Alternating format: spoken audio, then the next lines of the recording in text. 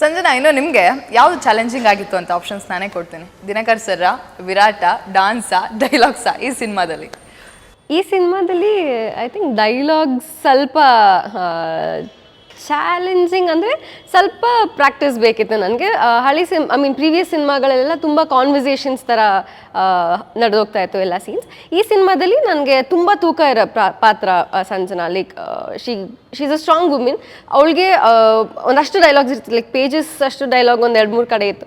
So I think ನಾನು difficult ಅಂತ ಅನಿಸಿದ್ದು ಡೈಲಾಗ್ಸ್. ತುಂಬಾ ಈಸಿಯಾಗಿ ಮಾಡಿದ್ರು, ಇಲ್ಲಿ ಸುಳ್ಳು ಹೇಳ್ತಿದ್ದಾರೆ. ಅಲ್ಲ ಇದ್ದಿದ್ರಲ್ಲಿ ನೀವು ಕೊಟ್ಟಿರೋ ಆಪ್ಷನ್ಸ್ ಅಲ್ಲಿ, ಬಿಕಾಸ್ ದಿನಕರ್ ಸರ್ ಜೊತೆ ಅಂತ ಏನು ಪ್ರಾಬ್ಲಮ್ಮೇ ಆಗಿಲ್ಲ. ಸರ್ ಏನು ಹೇಳಿದ್ರು ಪ್ರೀವಿಯಸ್ ದಿನಕರ್ ಸರ್ ನಾವು ಮೀಟೇ ಮಾಡಿಲ್ಲ. He was just the fresh Dinakar sir. ಬೇಡ. So he was very sweet. So sir ಜೊತೆ ಪ್ರಾಬ್ಲಮ್ಮೇ ಇರಲಿಲ್ಲ. So Virat also he's a very good co actor. So problem ಅಂತ ಚೂರಲ್ಲಿ ಇಲ್ಲಿ ಬಂದಿದ್ದು ನನಗೆ ಡೈಲಾಗ್ಸ್ ಅಲ್ಲಿ ಸ್ವಲ್ಪ ಇದು ಮಾಡಿದೆ ಅಷ್ಟೇ. But otherwise it was all fine. Virat, ನೀವು ಒಂದಷ್ಟು ಫೋಟೋಸನ್ನು ಬಿಡ್ತೀರಿ ಸೋಷಿಯಲ್ ಮೀಡಿಯಾದಲ್ಲಿ, ಲೈಕ್ ಇನ್ಸ್ಟಾಗ್ರಾಮಲ್ಲಿ. ಎಲ್ಲರೂ ಕೂಡ ವಿರಾಟ್ನ ಆ ರೂಪದಲ್ಲಿ ನೋಡಿ ಹುಡುಗಿರು ಎಷ್ಟೋ ಜನ ಫಿದಾಗಿರೋ, ಈವನ್ ಹುಡುಗರು ಕೂಡ ಏನು ಬಾಡಿ ಮಾಡಿದ್ಯಾ ಗುರು ಅಂತ ಹೇಳಿ. ಅದು ರಾಯಲ್ಗಾಗೆ ಮಾಡಿದ್ದ ಹೇಗೆ ಅಂತ?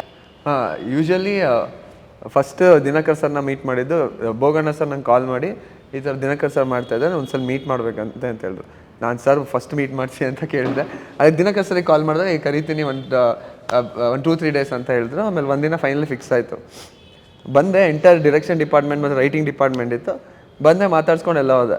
ಅದೇ ದಿನ ಸಂಜೆ ಒಂದು 7 ಗಂಟೆಗೆ 8 ಗಂಟೆಗೆ ಸರ್ ಕಾಲ್ ಮಾಡಿದ್ರು, ವಿರಾಟ್ ಕಷ್ಟ ಆಗಿದೆ. ಇದಕ್ಕೆ ನಾನು ಹೇಳ್ತೀನಿ ಏನು. ನಾವೆಲ್ಲ ಕೂತಿದ್ವಿ ಡಿಸ್ಕಷನ್ ಮಾಡ್ತಾ, ಫುಲ್ ನಮ್ಮ ಡೈರೆಕ್ಷನ್ ಡಿಪಾರ್ಟ್ಮೆಂಟು ಎಲ್ಲ ಸ್ಕ್ರೀನ್ ಪ್ಲೇ ಈ ರೀತಿಯಲ್ಲಿ ಮಾಡೋಣ, ಕಮರ್ಷಿಯಲ್ ಆಗೆಲ್ಲ ಒಂದಷ್ಟು ಸೀನ್ ಎಲ್ಲ ಬರ್ಕೊಬಿಟ್ಟಿದ್ವಿ. ವಿರಾಟ್ ಬಂದಿದ ತಕ್ಷಣ ಫುಲ್ಲು ಸಣ್ಣಕ್ಕಿದ್ದಾರೆ. ನಾನು ನೋಡಿದ ತಕ್ಷಣ ನಮ್ಮ ಟೀಮ್ ಅವರೆಲ್ಲ ಒಬ್ಬೊಬ್ರು ಮುಖ ನೋಡ್ಕೊಂಡ್ವಿ. ಮೀಸೆ ಗಡ್ಡ ತೆಗೆದ್ಬಿಟ್ಟು ಶರ್ಟು ಚಡ್ಡಿ ಹಾಕಿದ್ರೆ ಸ್ಕೂಲಿಗೆ ಕಳಿಸ್ಬೋದು ಆಗಿದ್ದು. ನಾನು ನಮ್ಮ ಹುಡುಗರು, ಸರ್ ಏನು ಸರ್ ಕಮರ್ಷಿಯಲ್ ಆಗಿ ಸೀನ್ ಬರೆದಿದ್ದೀವಿ, ಇಷ್ಟು ಸಣ್ಣಕ್ಕಿದ್ದಾರೆ, ಹೆಂಗೆ ಸರ್ ಇದು, ಇವ್ರು ಏನಾರು ಅದು ನಾವು ಬರೆದಿರೋದು ಹೇಳಿದ್ರೆ ವಿಲ್ಲನ್ಗೆ ಜನಕ್ಕೆ ರೀಚ್ ಆಗುತ್ತೆ, ಪವರ್ಫುಲ್ ಅನ್ಸುತ್ತಾ ಅಂತ. ಸೊ ನಾನು ಈವ್ನಿಂಗ್ ಅವ್ರಿಗೆ ಕಾಲ್ ಮಾಡಿಬಿಟ್ಟು ವಿರಾಟ್, ನೀವು ಒಂದು ಮಿನಿಮಮ್ ಒಂದು 10 kg ದಪ್ಪ ಆಗಬೇಕು. ಅಂದರೆ ದಪ್ಪ ಇನ್ ದ ಸೆನ್ಸ್ ಹೊಟ್ಟೆಗಿಟ್ಟೆ ಎಲ್ಲ ಬರಬಾರ್ದು, ಮಸಲ್ ಇದಾಗಬೇಕು. ಯಾಕಂದ್ರೆ ತುಂಬ ಕಮರ್ಷಿಯಲ್ ಆಗಿ ಸೀನ್ಗಳು ಬರ್ತಿದ್ದೀವಿ. ಸೊ ಅದನ್ನು ನೀವು ಹೇಳಿದ್ರೆ ಹೌದು ಎಸ್ ಒಪ್ಪು ಜನ ನಂಬ ಥರ ಆಗಬೇಕು ಅಂದರೆ ನೀವು ಸ್ವಲ್ಪ ಬಿಲ್ಡ್ ಆಗಬೇಕು ಅಂತ. ಸರಿ ಸರ್ ಆಗ್ತೀನಿ, ಎಷ್ಟು ದಿನ ಇದೆ ಟೈಮು ಅಂತ. ಒಂದು 40-45 ಡೇಸ್ ಇತ್ತು ಅವಾಗ, ನಮ್ಗೆ ಇನ್ನೂ 1.5 ತಿಂಗಳಿತ್ತು ಶೆಡ್ಯೂಲ್ ಸ್ಟಾರ್ಟ್ ಆಗೋಕ್ಕೆ. ನಾನು ಹೇಳಿದೆ 30 ಡೇಸಲ್ಲಿ ರೆಡಿಯಾಗಿ ಬಂದರು, 12 kg ಆ್ಯಡ್ ಮಾಡಿ. ಈಗ ಹೆಂಗಿದ್ದಾರೆ ಹಿಂಗೆ ರೆಡಿಯಾಗಿ ಬಂದರು. ಇಷ್ಟು ಚಾಲೆಂಜಿಂಗ್ ಇದು ಅಂತ ಹೇಳಿ, ಲೈಕ್ ಚಾಲೆಂಜಿಂಗ್ ಬಾಡಿ ಟ್ರಾನ್ಸ್ಫಾರ್ಮ್ ಅಲ್ಲ, ಚಾಲೆಂಜಿಂಗ್ ಇಂಥ ಡೈರೆಕ್ಷನ್ ಡಿಪಾರ್ಟ್ಮೆಂಟ್, ಇಂಥ ಡೈರೆಕ್ಷನ್ ಇಂಥ ಪ್ರೊಡಕ್ಷನ್ ಸಿನಿಮಾ ಸಿಗೋದು ಚಾಲೆಂಜಿಂಗ್.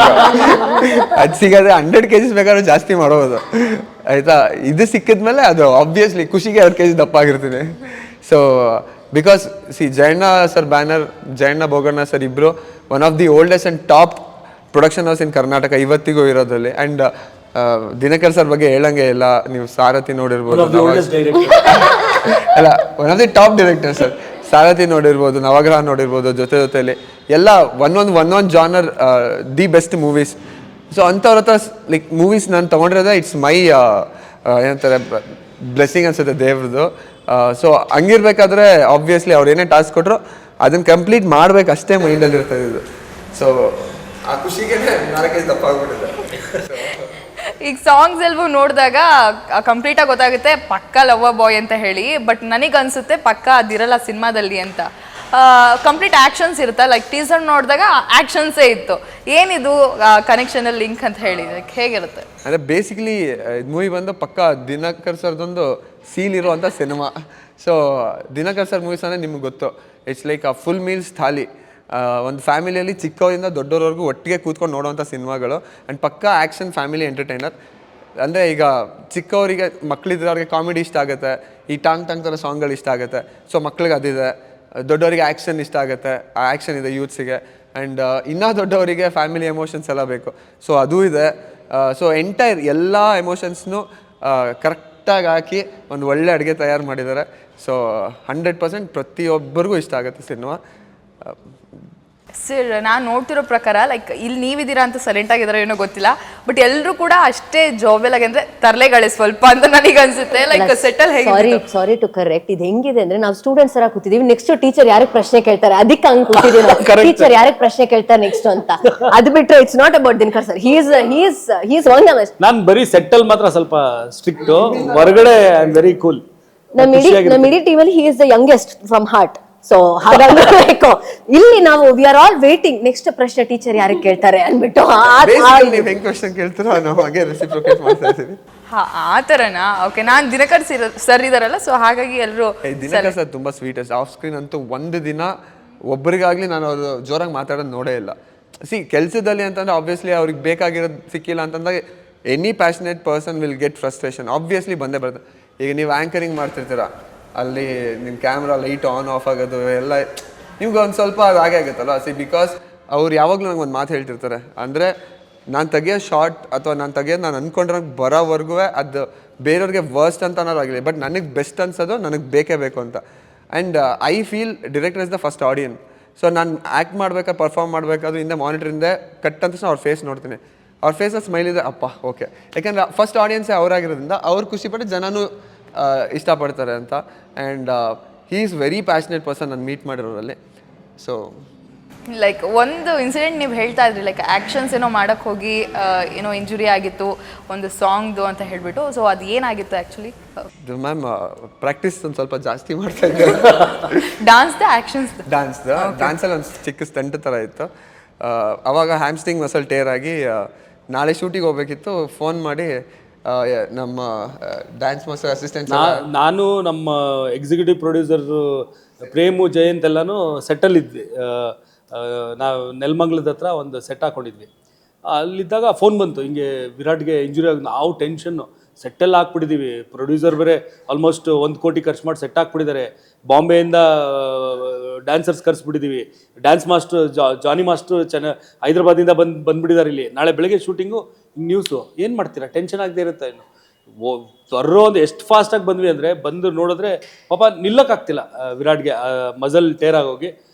ನಾವು ಜಯಣ್ಣಂಗೆ ಫೋನ್ ಮಾಡಿದ್ವಿ, ಏನು ಮಾಡೋದು, ಪರವಾಗಿಲ್ಲ ಬಿಡು, ಒಂದು ಸಣ್ಣ ಲಾಸ್ ಆಗುತ್ತೆ, ತೊಂದರೆ ಇಲ್ಲ, ಪಾಪ ಅವ್ನು ಹೆಲ್ತ್ ನೋಡ್ಕೊಳಕ್ಕೆ ಹೇಳು, ತೊಂದರೆ ಇಲ್ಲ, ಹಂಗೆ ಹಿಂಗೆ ನಾನು ಮ್ಯಾನೇಜ್ ಮಾಡ್ತೀನಿ ಅಂತ.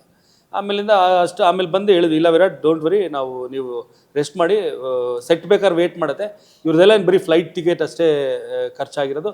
ಸೊ ಕಳಿಸ್ಬಿಟ್ಟು ತಿರ್ಗಾ ವಾಪಸ್ ಕರ್ಸ್ಕೊಳ್ಳೋಣ, ಏನು ತೊಂದರೆ ಇಲ್ಲ, ತುಂಬ ದೊಡ್ಡದೇನು ಡ್ಯಾಮೇಜ್ ಏನು ಆಗಲ್ಲ ಅಂತ. ಬಟ್ ವಿರಾಟ್ ಇಲ್ಲ ಸರ್, ನಂಗೆ ಒಂದು 1 ಅವರ್ ಟೈಮ್ ಕೊಡಿ, ನಾನು ರೆಡಿ ಆಗ್ತೀನಿ, ನಾನು ಹೇಳ್ತೀನಿ ಅಂತ. ಆಮೇಲೆ 1 ಅವರ್ ಅವ್ರಿಗೆಲ್ಲ ಟ್ರೀಟ್ಮೆಂಟ್ ಎಲ್ಲ ನಡೀತಾ ಆಗಿದ್ದಾಗ, ಇಲ್ಲ ಸರ್ ನಾನು ಮಾಡ್ತೀನಿ, ನಾಳೆ ರೆಡಿ ಆಗ್ತೀನಿ, ಬಟ್ ಒಂದೇ ನಾವು ಮಾಡ್ತೀನಿ ಅಂದರು. ನಾವು ಒಂದೇ ಒಂದು ಇಲ್ಲ, ಇದು ಫಿಸಿಯೋಥೆರಪಿಸ್ಟ್ ಇರಲಿ ಜೊತೆಯಲ್ಲಿ, ಏನೋ ಪ್ರಾಬ್ಲಮ್ ಆದರೆ ಅಂತ ಅದನ್ನ ಇಟ್ಕೊಂಡ್ವಿ. ತುಂಬ ಚೆನ್ನಾಗಿ ಮಾಡಿದ್ರು. ಎಲ್ಲೋ ಟಾಂಗ್ ಸಾಂಗ್ ಶೂಟ್ ಮಾಡ್ಬೇಕಾದ್ರೆ ಆಗಿದ್ದು. ಒಂದು ಕಡೆನೂ ಆ ಸಾಂಗಲ್ಲಿ, ಯಾಕಂದರೆ ಡ್ಯಾನ್ಸಿಂಗ್ ನಂಬರು ಇವ್ರ ಕೈಲಿ ಆಗಿಲ್ಲ ಅಂದರೆ, ಮತ್ತು ವಿರಾಟ್ಗೆ ಹೆಸರಿರೋದೇ ತುಂಬ ಒಳ್ಳೆ ಡ್ಯಾನ್ಸರ್ ಅಂತ. ಸೊ ಅದು ಕಾಣಿಸ್ದೇ ಇದ್ರೆ ಚೆನ್ನಾಗಿ, ಅದನ್ನ ಮೈಂಡಲ್ಲಿ ಇಟ್ಕೊಂಡು ಬೇರೆ ಸಾಂಗ್ ಬೇರೆ ರೆಡಿ ಮಾಡಿಸಿದ್ದೀವಿ, ಇದೊಂದು ಡ್ಯಾನ್ಸಿಂಗ್ ನಂಬರ್ ಆಗಬೇಕು ಅಂತ. ಸೊ ವಿರಾಟೇ ಕರೆಕ್ಟಾಗಿ ಡ್ಯಾನ್ಸ್ ಮಾಡೋಕ್ಕಾಗಿಲ್ಲ ಅಂದರೆ ಹೆಂಗೆ ಅಂತ ಹೇಳ್ಬಿಟ್ಟು ಬೇಡ ಅಂತ ಅಂದ್ಕೊಂಡಿದ್ವಿ. ಬಟ್ ಅವರು he made it. But honestly team ನಂಗೆ ವಿಲ್ ಪವರ್ ಕೊಟ್ಟಿದ್ದು ಹಾಗೆ. ಯಾಕಂದರೆ ಅವತ್ತು ಹೆಂಗಿತ್ತಂದ್ರೆ ಸಿಚುವೇಶನ್, ಜಾನಿ ಮಾಸ್ಟರ್ ಅದಾದ್ಮೇಲೆ ಗೇಮ್ ಚೇಂಜರ್ದು ಮೂವಿ ಏನೋ ಹೋಗೋದಿತ್ತು.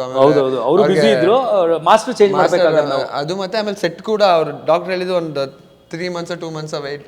ಸೊ ಅಷ್ಟು ನನಗೋಸ್ಕರ ಅಷ್ಟು ಜನ ವೆಯ್ಟಿಂಗ್. ಆ್ಯಂಡ್ ಆಲ್ರೆಡಿ ಎಲ್ಲನೂ ಪರ್ಫೆಕ್ಟಾಗಿ ಪ್ಲ್ಯಾನ್ ಆಗಿತ್ತು. ಆ್ಯಂಡ್ ಡಾನ್ಸರ್ಸ್ ಎಲ್ಲ ಬಂದಿದ್ರು. ಆ್ಯಂಡ್ ಟೀಮ್, ಆಮೇಲೆ ಈವನ್ ಡಾಕ್ಟರ್ ಕೂಡ 24/7 ಸೆಟ್ಟಲ್ಲಿದ್ದರು ಸರ್, ವಿನೋದ್ ಜೈನ್ ಅಂತ. ಬಟ್ ಒನ್ ಶಾರ್ಟ್ ಆದಮೇಲೆ ಅವ್ರು ನನ್ನ ಒಳ್ಳೆ ಮಗುದಾಗ ಕರ್ಕೊಂಡೋಗಿ ಟ್ರೀಟ್ ಮಾಡಿ ಇಂಜೆಕ್ಷನ್ಸ್ ಕೊಟ್ಟು ಕರ್ಕೊಂಬರೋರು. ಬಟ್ ಎಂಟೈರ್ ಟೀಮ್ ನನಗೆ ಸಪೋರ್ಟ್ ಮಾಡಿದ್ದಕ್ಕೆ ಅದು ಬಂದಿದೆ. ಆ್ಯಂಡ್ ಅದು ಒಂದೊಂದು ಶಾರ್ಟ್ ತೆಗೆದಾದ್ಮೇಲೂ ಕಟ್ಟೆಳದ್ಮೇಲೆ ನೋಡಿದ್ರೆ ವಿರಾಟ್ ಕಣ್ಣಲ್ಲಿ ನೀರಿರೋದು, ಅಂದರೆ ಆ ಪೇನ್ಗೆ. ಬಟ್ ಎಲ್ಲೂ ಕಾಣಿಸಿಲ್ಲ ಅದು. ವಿರಾಟ್ಗೆ ಅಷ್ಟು ನೋವಾಗಿದೆ ಕಾಲು ಅಂತ, ಅಷ್ಟು ಅದ್ಭುತವಾಗ ಅಂಥ ನೋವಲ್ಲೂ ತುಂಬ ಚೆನ್ನಾಗಿ ಡ್ಯಾನ್ಸ್ ಮಾಡಿ. ಇನ್ನು ಲೆಕ್ಕಕ್ಕೆ ನೋವು ಇಲ್ಲದೆ ಇದ್ರೆ ಇನ್ನೇ ಲೆವೆಲ್ಗೆ ರೀಚ್ ಆಗಿರೋರು. ನಿಜವಾಗ್ಲು ಸಂಜನಾ, ಇದರ ಮಧ್ಯೆ ಇಷ್ಟೆಲ್ಲದರ ಮಧ್ಯೆ ರಾಯಲ್ದು ಬೆಸ್ಟ್ ಮೂಮೆಂಟ್ ಅಂತ ನಿಮಗೆ ಅನ್ಸಿದ್ರ? ಬೆಸ್ಟ್ ಮೂಮೆಂಟ್ ಎಷ್ಟೊಂದಿದೆ. ಬೆಸ್ಟ್ ಐ ಥಿಂಕ್ ಸಿನಿಮಾ ಸಿಕ್ಕಿದೆ best moment. Dinakar sir and ಜೈನ ಹೋಗೋಣ ಸರ್ ಬ್ಯಾನರಲ್ಲಿ ಅಂದ ತಕ್ಷಣನೇ ನಾನು ಹೋಗಿ ಕ್ಲೀನಾಗಿ ದೀಪ ಹಚ್ಬಿಟ್ಟು ಇದು ಮಾಡಿದ್ದೆ.